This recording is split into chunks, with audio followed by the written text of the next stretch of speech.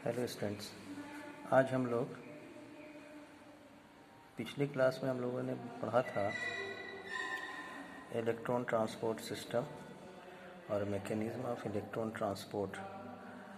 तो आज हम लोग देखेंगे कि इलेक्ट्रॉन ट्रांसपोर्ट से एटीपी का फॉर्मेशन कैसे होता है। उस प्रोसेस को हम लोग ऑक्सीडेटिव फॉस्फोरिलेशन कहते हैं। यहाँ पर इसको हम लोग इस डायग्राम से देखेंगे। देखिए ये डायग्राम जो है ये इनर मेम्ब्रेन ऑफ माइटोकॉन्ड्रिया है, ठीक है। और यहाँ जो ये है this is the F0 F1 particle है। F0 जो है एक माइटोकॉन्ड्रिया इनर मेम्ब्रेन में फंसा हुआ है और ये मैट्रिक्स के अंदर है। F1 पार्टिकल है जो कि एटीपेस का या एटीपी सिंथेटेस का काम करता है, ठीक है। होता क्या है कि ये जो है इनर मेम्ब्रेन है, इलेक्ट्रॉन ट्रांसपोर्ट सिस्टम है, ETS है, ठीक है। अब ETS की वजह से क्या हो रहा था कि हाइड्रोजन आयन बाहर निकल रहे थे। एक टाइम पर 2 हाइड्रोजन आयन बाहर निकल रहे थे। हम लोगों ने पिछले क्लास में पढ़ा था कि इनर मेम्ब्रेन से बाहर की तरफ जब NaDH2 से 2 इलेक्ट्रॉन ऑक्सीजन पर ट्रांसपोर्ट होता है तो उस टाइम पर 6 हाइड्रोजन आयन बाहर निकलते हैं और वो 2-2 के ग्रुप में बाहर निकलते हैं, ठीक है। तो यहाँ पर देखिए ये 2 हाइड्रोजन आयन जो है ये प्रोटॉन के ट्रांसलोकेशन का होता है ETS के ज़रिए। ये इनर मेम्ब्रेन से बाहर निकलते हैं और जब ये इनर मेम्ब्रेन से बाहर निकलेंगे तो हाइड्रोजन आयन जो है वो बाहर की तरफ ज़्यादा होगा। तो इस मेम्ब्रेन के दोनों तरफ एक pH का डिफरेंस पैदा होगा, pH ग्रेडियंट पैदा होगा। बाहर में हाइड्रोजन आयन ज़्यादा है, अंदर में हाइड्रोजन आयन कम हो जाएगा, एक pH का डिफरेंस पैदा होगा।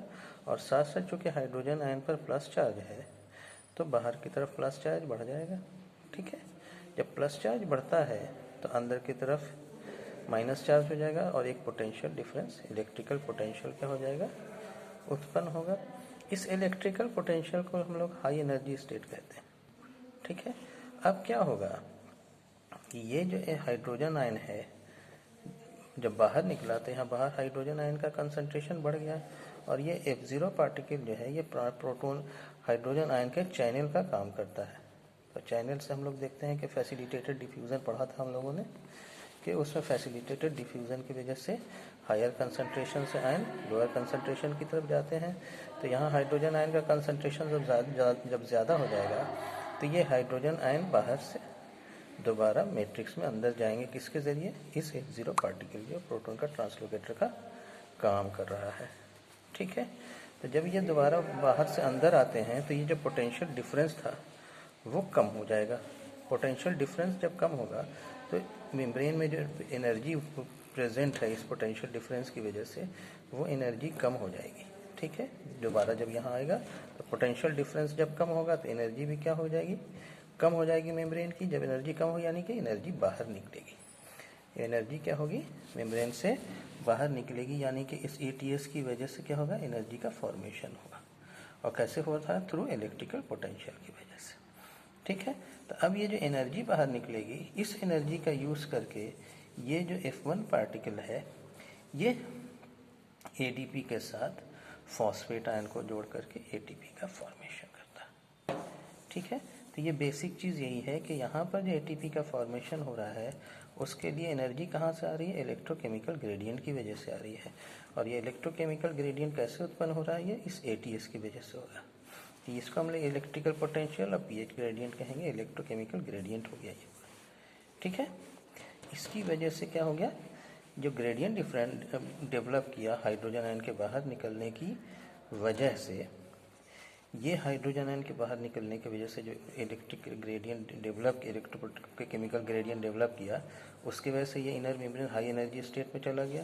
और जब जैसे ही ये हाइड्रोजन आयन दोबारा बाहर से अंदर गया तो ये इनर पोटेंशियल इलेक्ट्रोकेमिकल पोटेंशियल जो डिफरेंस है, इलेक्ट्रोकेमिकल ग्रेडियंट जो है, ये इलेक्ट्रिकल पोटेंशियल और pH ग्रेडियंट जो है वो कम हो जाएगा।